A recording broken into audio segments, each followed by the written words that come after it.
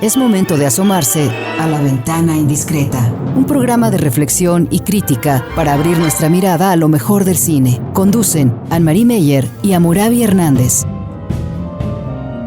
La Ventana Indiscreta. Iniciamos.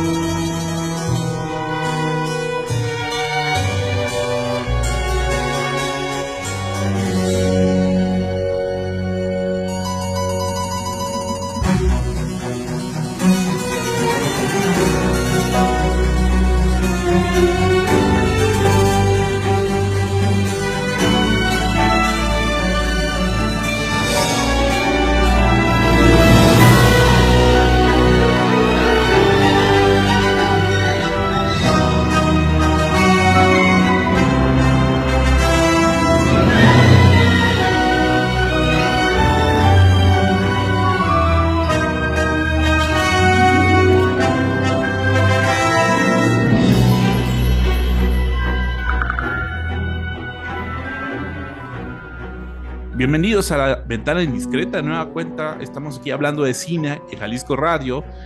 Vamos a estar hablando de varias películas, de un par de películas que tienen en común, pues, esta crítica cada vez más reciente, cada vez más intensa sobre el mundo de los ricos, sobre, digamos, el absurdo que puede ser las desigualdades sociales en el mundo, las brechas que están cada vez más conscientes y visibles en el mundo. Entonces, como desde las sátiras, pues van a estar, hacen como observaciones muy punzantes, muy intensas sobre ese mundo y sobre el mundo de las desigualdades. Anne-Marie Meyer está conmigo. ¿Cómo estás, Anne-Marie?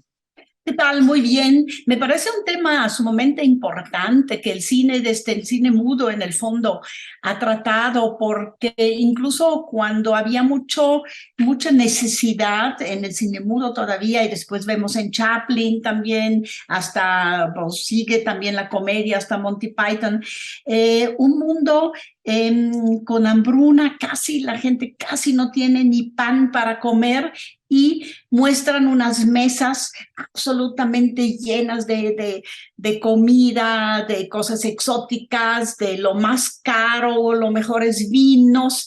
Eso en el cine se ha visto desde el cine mudo, y ahora hay como una nueva, me parece que un tono nuevo, el tan satírico, no solo absurdo, es un poco nuevo, y sobre todo también con la tortura hacia el espectador de las películas que vamos a platicar hoy.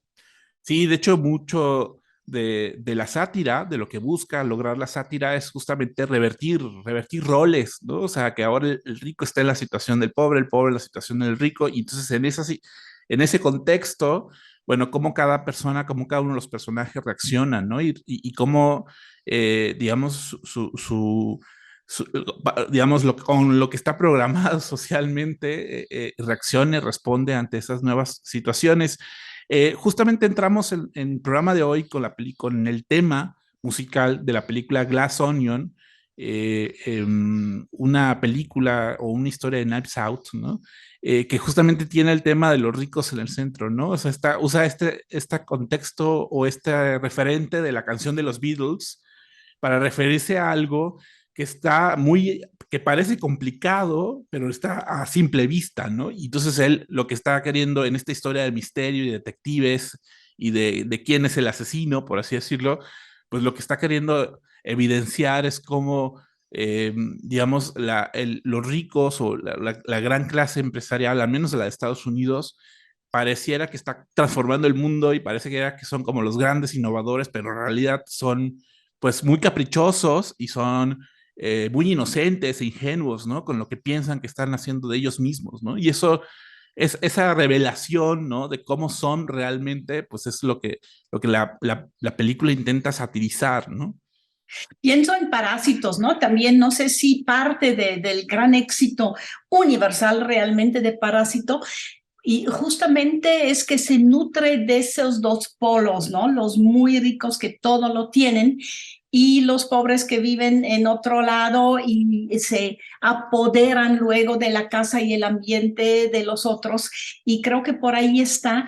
Y es interesante, a mí me parece interesante ahora que no lo hagan a nivel de un estilo realista, sino más bien, bueno, realista dentro de, después quizás de la fotografía, sí hay cierto realismo, pero también con situaciones quizás absurdas, muy casi de cine fantástico, diría yo, o de horror, adentro de una ironía o sátira cómica que te hace reír al mismo tiempo que también te hace reír de cosas que a lo mejor tú mismo también tienes. Son muy dirigidas a los espectadores, no solo son historias, sino provocan en el espectador reacciones que se piensan que le va a hacer o provocar un cambio quizás de pensamiento, ¿no? No sé si tú así lo veas también. Sí, yo creo que Parásitos ha sido como la que realmente el parteaguas, ¿no? De este mundo de la sátira, de los ricos. Y yo creo que se ha consolidado, digamos, han salido muchos memes de internet a partir de Parásitos y cómo estas imágenes, ¿no? Sirven para responder ante, de nuevo, ciertas situaciones de desigualdad y de injusticia en redes sociales, ¿no? Y cómo la gente responde con esos memes, ¿no? Y eso, hay este meme de la señora que va diciendo, ah, qué bonita lluvia, me acabo de sentir una bonita lluvia y el conductor enfrente que su casa se inundó por completo con una cara Sí. completamente ajena al sentimiento de la señora, ¿no? Pero es que de nuevo, es que lo que hace es que reactiva un montón de quizás resentimientos, quizás culpas, quizás hipocresías o Miedos. quizás miedos, ¿no? O sea, creo que la sátira lo que hace es levantar como el interés de la gente sobre las desigualdades, ¿no? Incluso series de televisión también se han aventado este tipo de narrativas, ¿no? Pienso en White Lotus, una serie de televisión de HBO que justamente habla sobre un grupo de ricos que están en un resort de lujo en Hawái, ¿no? Y cómo en apariencia van a una misión de descanso y digamos, de tranquilidad y de paz, pero termina generando, termina como generando agresión, ¿no? O sea, cómo estas ambiciones y cómo estos deseos individualistas de consumo terminan resultando, despertando la violencia, ¿no? Entonces también eh, de nuevo, es como una burla de los ricos, es una especie de mofa, digamos, pues de la visión de los ricos, que además no es nueva. O sea, yo estaba escuchando algunas críticas de las películas que vamos a comentar el día de hoy, y un director que salió mucho en esos comentarios y en esas críticas era Luis Buñuel, ¿no? O sea, realmente, digamos, desde la época de Buñuel ya había esta sátira de la burguesía. El ángel exterminador, por ejemplo, ahí está fuertísimo, ¿no? Todos encerrados y todo lo que pasa en una noche, que todo el mundo se vuelve pues casi bestial y casi monstruo, ¿no? También ahí sale también. Lo interesante del tema de hoy es que no va a ser la última vez que lo tenemos que abordar en películas, pero hoy las dos películas me parecen muy especialmente, ¿qué te diré? Con mensaje. No sé si así lo veas tú. Es El Menú, una película norteamericana, y una película sueca, El Triángulo de De la de la tristeza. tristeza, nos van a ocupar hoy, y las dos en cierto sentido tienen también otros temas ahí adentro, pero en general sí es de lo que estamos platicando hoy. Sí, se nos reunieron estas dos películas. El Triángulo de la Tristeza está en cines selectos, como dijo su productor. ¿En cine para Este, élites o qué? en cine para élites, en el país se estrenó en 6 salas de cine, en todo el país, ¿no? Y dos de ellas aquí en Guadalajara. Y el menú que sí fue como un éxito, ¿no? Comercial que se estrenó en noviembre y ha generado como mucha controversia también por todo el tema de los restaurantes de lujo y todo el tema de la cocina molecular, ¿no? Y cómo puede ser que cobren 500, 600 euros un platillo de una hamburguesita chiquita o simplemente de unos chícharos, ¿no? Cosas por el estilo. O sea, la exageración, ¿no? Esa exageración, la gente empieza a preocuparse por qué hay esas desigualdades y esas frechas y esas esas tendencias, ¿no? Que suenan raras, digamos, en el mundo de las personas comunes y corrientes. Entonces, estaremos hablando del menú en el siguiente bloque, del triángulo de la tristeza, y para ir cerrando nuestro bloque, pues les dejamos música de los Beatles, de Glass Onion, que es una canción que me gusta mucho en el uso que le da a la película de Glass Onion, porque habla justamente pues, del sinsentido y del absurdo de las cosas y de la realidad. Entonces nos escuchamos en el siguiente bloque.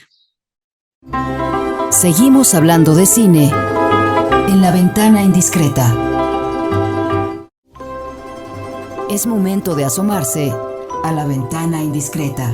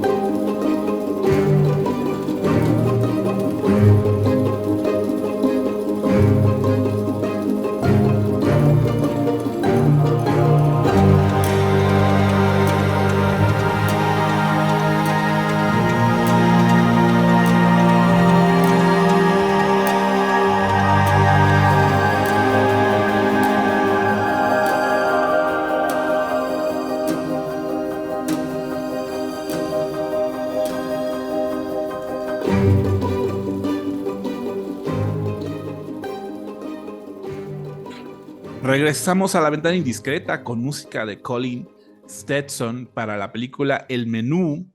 Esta canción All Aboard, todos a bordo de una película que pues yo sentí en las redes sociales que dejó mucho de qué hablar, ¿no?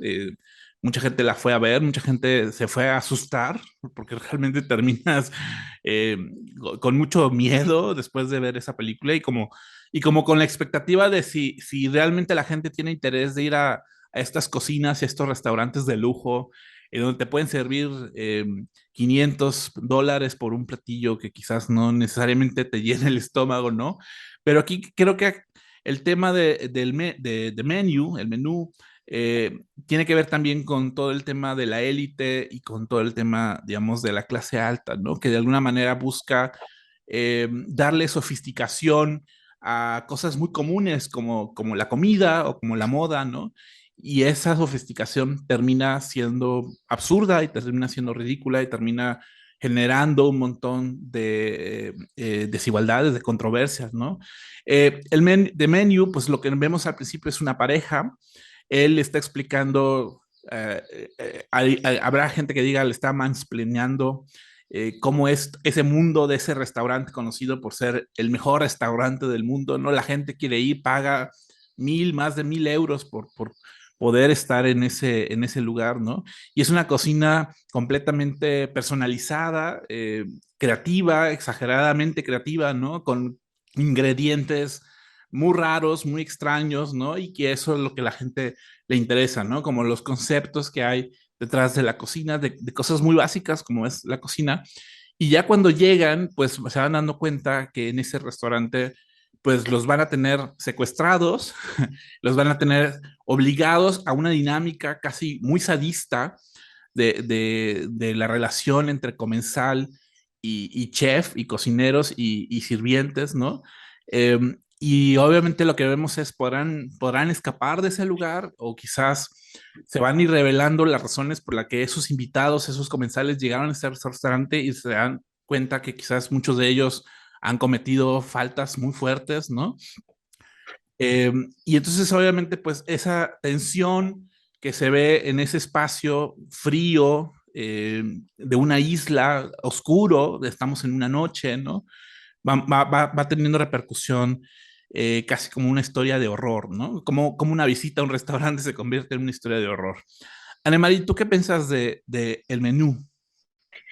Para mí es una película que casi me rechazo ponerle realmente una buena sinopsis que va más o menos describiendo a detalle porque le quitamos al espectador lo que es lo primordial en la película, creo, que es que entra, al igual que los comensales, a un ambiente, va a una isla, le hablan de naturaleza, le enseñan cómo hacen sus propias comidas, tienen su jardín, así como a veces pues llegas en Vallarta a uno de esos hoteles y te enseñan primero lo bonito son los alrededores, ahí te enseñan que tienen todas sus hierbitas en el jardín, que de ahí va a ser la ensalada que vas a comer, y así entras a ese restaurante que después sí cambia a otra cosa y se vuelve una pesadilla para todo el mundo que está ahí, y sobre todo también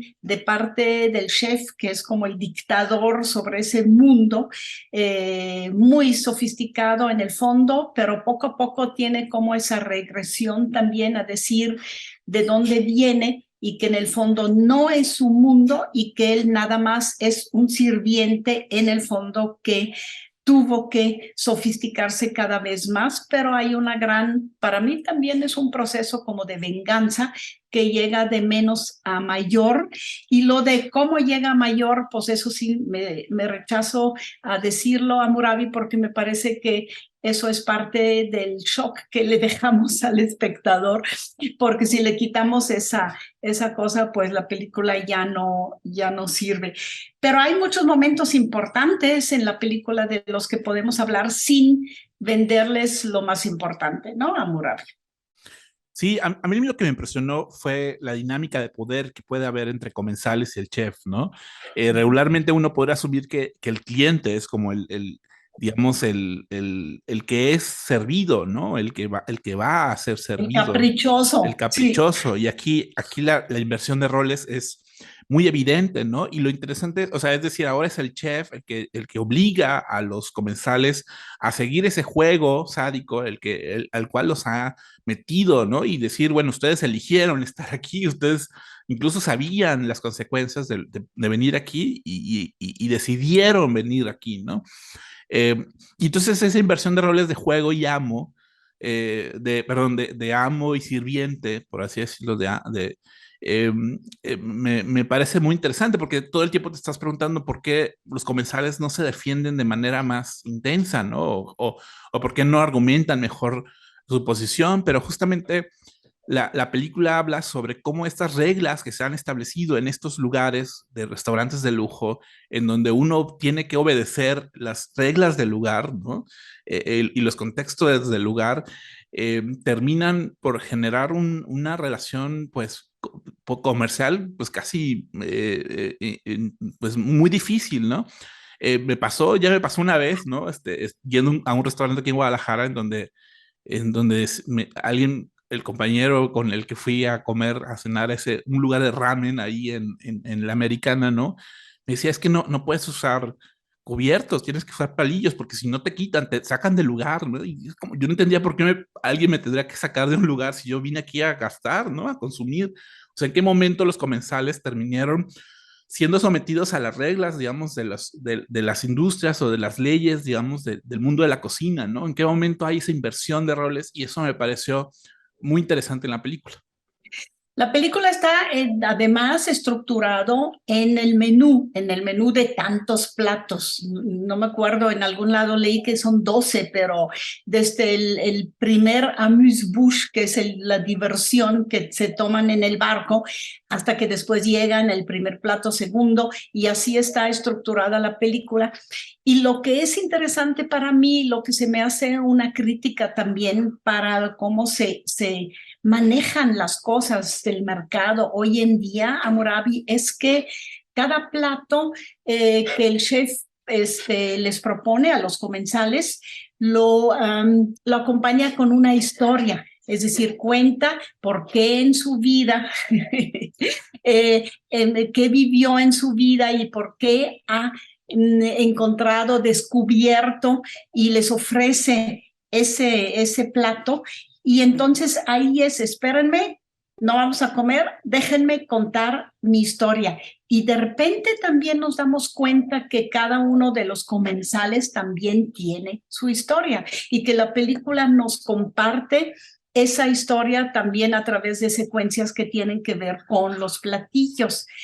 ¿Recuerdas la de las tortillas? Les llegan tortillas porque uno de los platillos es un pollo que dice él que es un pollo un pollo a la mexicana con chile, y les dan tortillas que tienen una imagen con rayos LED, que según eso le dan a cada uno, y cada uno reconoce algo de su vida en esa tortilla. Eso, pues en el fondo es una metáfora simplemente de que nos reconocemos, y algo hay en esos platillos que me llama también a mí a reconocer cosas de mi propia vida y a contar o a hacer, compartir pues mi historia. No sé si para ti lo de las historias, el storytelling incluso, que está en muchos de los comerciales, tiene un papel hoy en día con TikTok y todo eso muy importante, y creo que esa es una crítica de la película.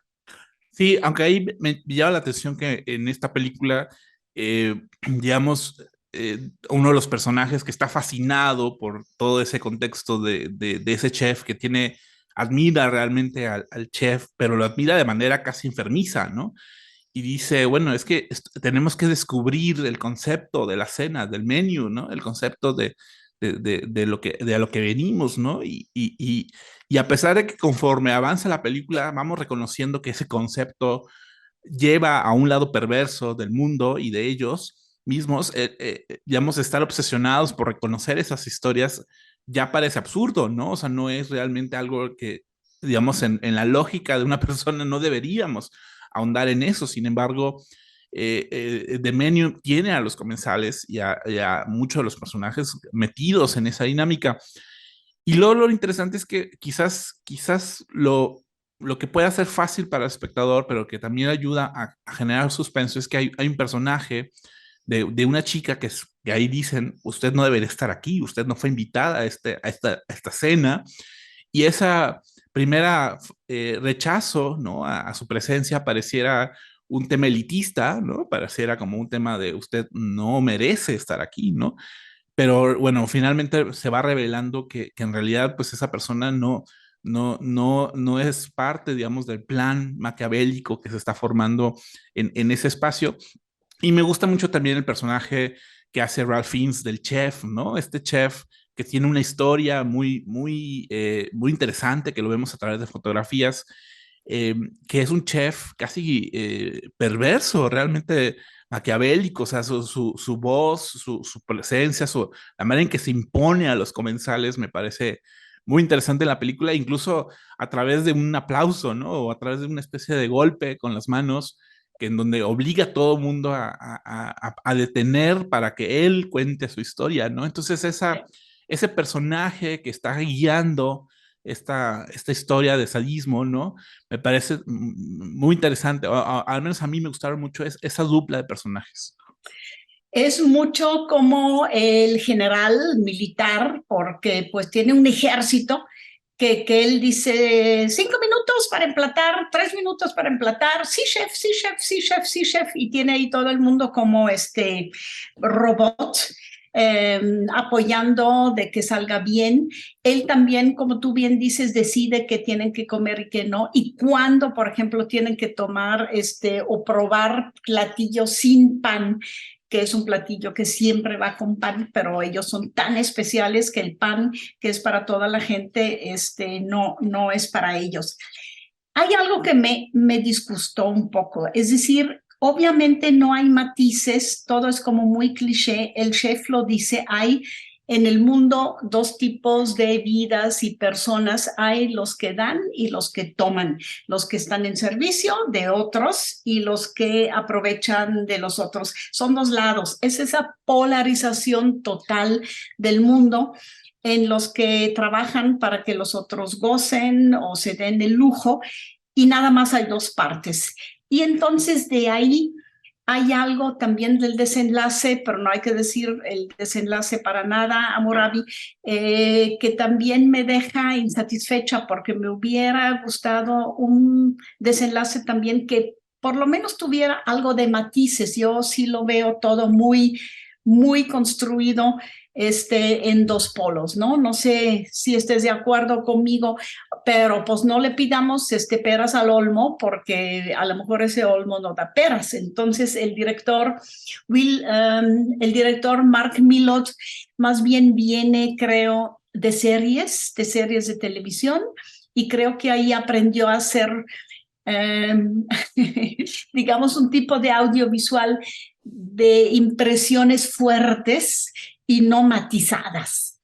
Ahí sí tengo yo mis, digamos, ligeras distancias con la película. Se te mueve mucho, te da miedo, sufres, te horroriza, pero algo me falta, algo de riqueza de los personajes y algo de matices en el tema. Sí, que yo en general es como el problema que tengo con las sátiras, ¿no? También con la siguiente película que vamos a comentar, ¿no? Que es muy obvio su mensaje, ¿no? Y es muy evidente a lo que quiere llegar, y esa falta de sutilezas puede ser, digamos, te puede generar esa insatisfacción. Yo siento que justamente no sé si sea el género como sátira, que te obliga o que siempre está buscando generar estas impresiones fuertes, ¿no? Estos momentos de shock en el espectador, y eso termina disipando, digamos, el problema más social, o el problema más sistémico, digamos, de los mundos, del mundo, por ejemplo, de la cocina, ¿no? Que es un mundo que cada vez está teniendo más críticas, ¿no? O sea, cada vez hay más críticas hacia esta gastronomía de lujo, ¿no?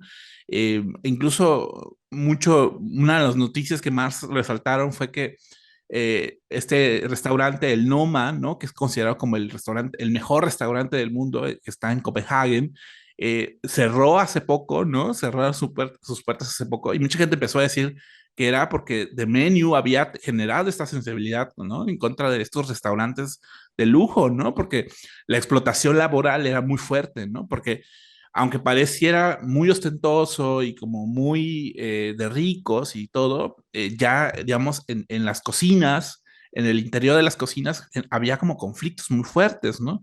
Y había como explotación muy fuerte. Lo mismo, por ejemplo, en Boiling Point, no sé si te acuerdas la película que Claro comentamos que hace sí, varias claro, semanas, ¿no? Que claro, también son críticas a estos mundos claro. de Sí. relación de laboral, ¿no? Muy fuertes. Sí.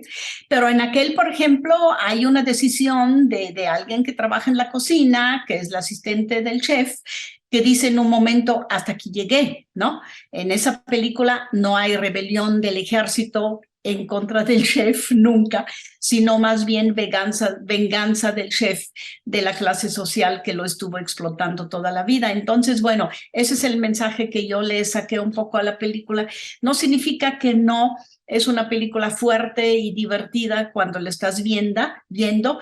Divertida es un poquitito en el sentido de satírico, pero sí está bien llevada y está bien actuada, y sí está muy bien fotografiada, ¿no? También. Sí, Entonces, con ese resalto, me quedo. resalto mucho toda la arquitectura del lugar, que es Sí, realmente de cine de horror, ¿no? Estas sí, cabañas en medio de una isla en una noche, pues eso es cine de horror. Y sin embargo, Sí, aquí estamos viendo un restaurante de lujo, ¿no? Entonces sí. eso en términos de espacios y de iluminación y diseño, a mí me parece que sí construye una atmósfera como, digamos, realmente espeluznante, ¿no? Sobre ese mundo, ¿no? Los dejamos con música de Colin Stetson para la película El Menú, The Menu, Nature is Timeless, y nos seguimos escuchando en el siguiente bloque de La Ventana Indiscreta.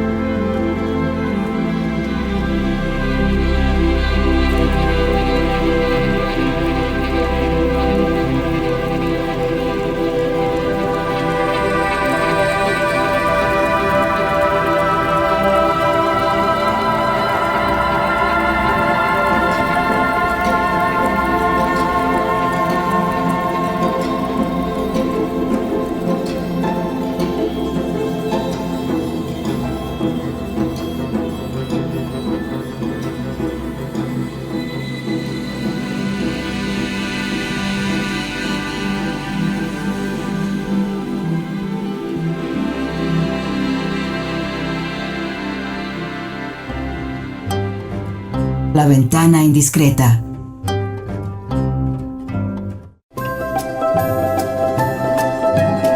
La Ventana Indiscreta.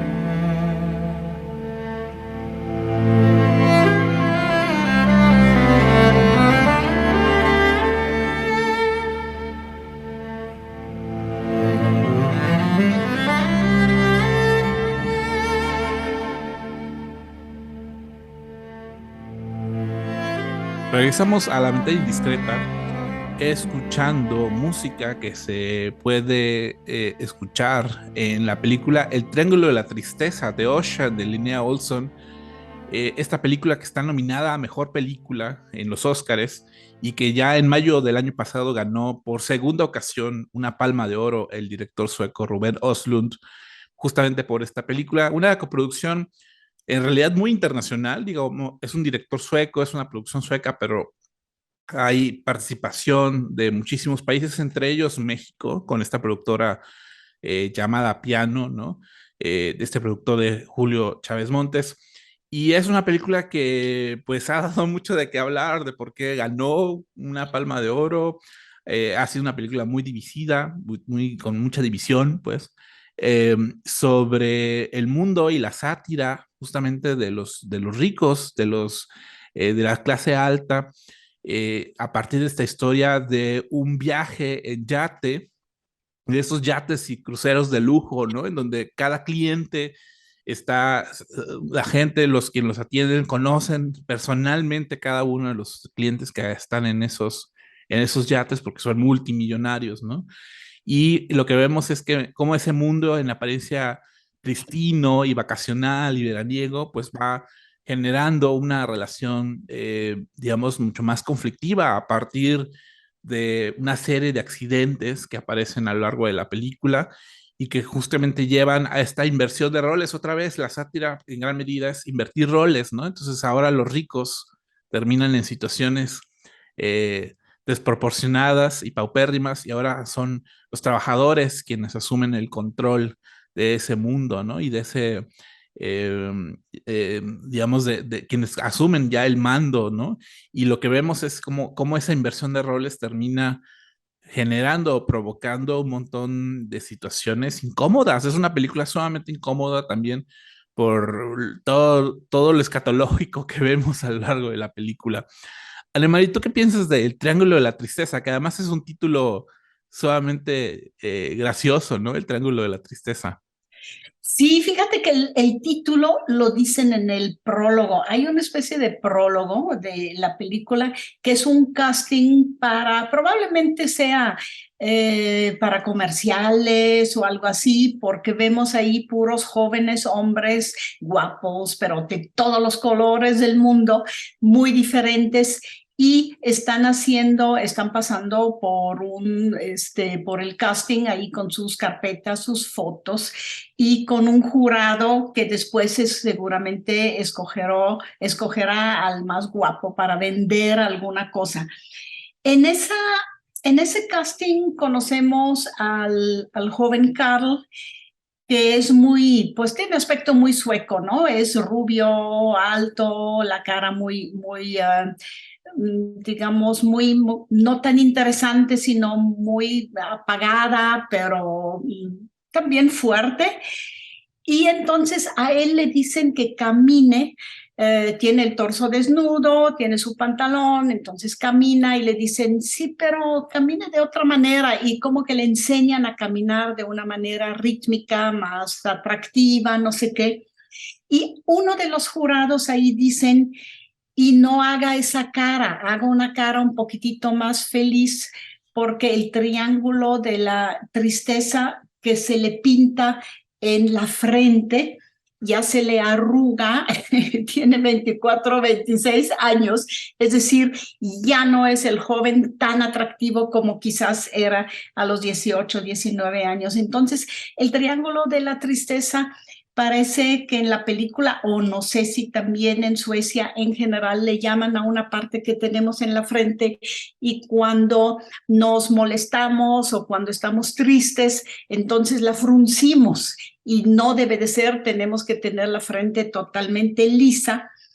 Lo interesante también de ese prólogo es que les exigen a esos jóvenes hombres que tienen ahí, yo creo que son como 15, 20, ¿verdad? Murabi, y que sean o bien tipo happy, como de H&M, la marca de Hennes & Mauritz, que es también una marca de moda nórdica, o Balenciaga, que es más bien el tipo de hombres malhumorado, serio, muy formal.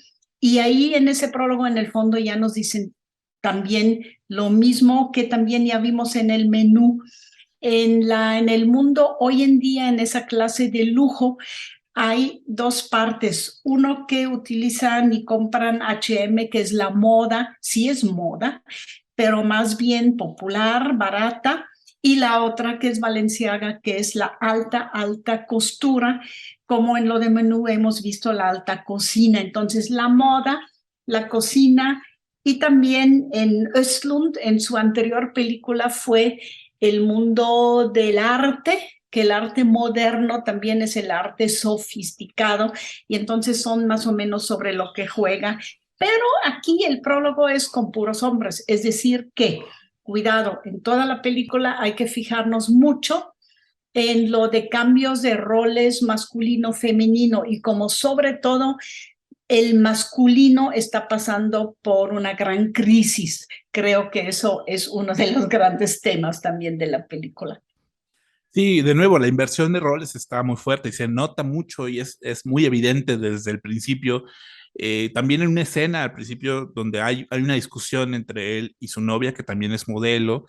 En el mundo del modelaje, las mujeres tienen salarios significativamente mayores y entonces ella gana muchísimo más que él y hay una discusión sobre quién debe pagar la cuenta, sobre, digamos, el rol diría que el hombre, ¿no? Pero si es la mujer la que gana más dinero, entonces quizás ella es la que debería pagar, etcétera. Y hay esa discusión que parece muy cotidiana y parece muy superficial, pero creo que marca mucho como el estilo de, digamos, de la argumentación que hay a lo largo de la película, ¿no? O sea, bueno, ¿qué pasaría en una situación en donde, pues sí, tal vez una persona tiene mucho dinero, pero si no es capaz de sobrevivir, yo por qué tendría que ayudarlo, ¿no? O sea, ¿qué me va a dar esa persona? O sea, en una situación en donde los roles cambian, obliga a la gente a revalorar qué son y qué es lo que pueden tener, ¿no?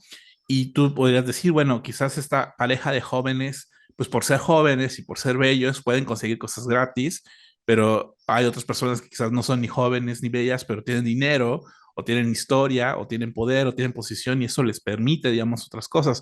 Y esta idea de transacción y de comercialización de todo el tiempo, bueno, también la película lo satiriza, ¿no? O sea, vemos a un personaje del capitán del yate que es pues es justamente la idea de una idea muy extraña, ¿no? La idea de un norteamericano que es completamente de ideas socialistas, ¿no? Que es algo que mucha gente pensaría, no, pues Estados Unidos es el centro del capitalismo, pero aquí vemos un personaje que atenta, ¿no? Digamos, contra esas convenciones de lo que debe ser un norteamericano, ¿no? Y luego vemos a un ruso que es completamente capitalista, ¿no? O sea, de ideas o creencias capitalistas, y eso es justamente esos choques de esas convenciones es lo que se adheriza a la película, ¿no? Y las apariencias, ¿no? Es decir, la apariencia de los dos jóvenes es absolutamente su cuerpo, se toman selfies todo el tiempo, hasta cuando piden pasta para comer, aunque no la comen para no engordar, pero se toman una selfie para meterlo al Face y ahí aparecer, porque ella además de modelo es también influencer, así que tiene influencia en todo lo que está de moda. Hay también lo de la apariencia, una pareja en ese yate que es de ingleses, son muy dulces, entre ellos también hablan del amor y que después de tantos años de matrimonio todavía se quieren mucho, etcétera, etcétera. Y cuando les preguntan a qué se dedican o con qué hicieron dinero, bueno, tú no hablas, no utilizas la palabra dinero nunca si eres de esa clase social, pero poco a poco sí ves que ellos han hecho dinero a través de vender armas, a través de vender granadas y vender armas, y dan la apariencia de una pareja de casi ancianos ya, muy dulces, muy enamorados. Y así con cada uno de los personajes que está en ese yate hay algo que aparenta ser, y finalmente detrás de lo que aparenta ser hay otra cosa, ¿no? Puede haber algo brutal, o como en el capitán incluso, cuando está en su uniforme es todo un capitán, pero en el fondo es un borracho alcohólico que prefiere encerrarse en su cabina que ir a su cena de capitán. Importante en la película el momento de la cena con el capitán, ¿no? Que es una vez en un viaje o en una semana, porque ahí todo se desborda y todo se descompone por el simple hecho de estar en un barco y de estar en alta mar. Todo se empieza a mover y todo se empieza a descomponer, y es ahí donde llegamos a lo que para Östlund es importante. Finalmente el ser humano es una bestia, es un monstruo, es un ser indigno, y nada de lo que aparece y nada a lo que juega finalmente sobrevive. Y eso lo vemos en muchas películas, ¿no? Sobre naufragios, sobre la incivilización, ¿no? O sea, sobre cómo fuera ya de las reglas sociales que de alguna manera dan orden y controlan nuestras vidas, pues quizás las personas actuaran de manera más salvaje, ¿no? Y de manera más egoísta, individualista, ¿no? Y no sé si, como en términos de sátira, quizás, eh, ¿qué habla, o sea, qué nos está diciendo sobre el tema digamos, de la desigualdad y el mundo de los ricos y la jerarquía, ¿no? O sea, los clientes están en la parte de arriba del yate, en la parte de abajo están todos los trabajadores en cabinas enormes, cabinas pequeñas, ¿no? Casi como sofocantes, ¿no? Y como, digamos, como la sátira, pues, realza, pues, esa idea de jerarquía, ¿no? Para mantener el orden, porque si no, entonces, de otra manera la gente tendría miedo a cómo reaccionar cuando no existieran esas estructuras sociales. Y esa idea de rebelión, pues está muy en el fondo en muchas sátiras, ¿no? Sobre el tema. Sí, sí. Aquí son 3 niveles, ¿no? Es la tripulación que es filipina, los que están, los son invisibles, los que trabajan. Luego están los de servicio, que es un poco más mixto culturalmente, y luego están los huéspedes, que tomaron y pagaron su viaje en yate.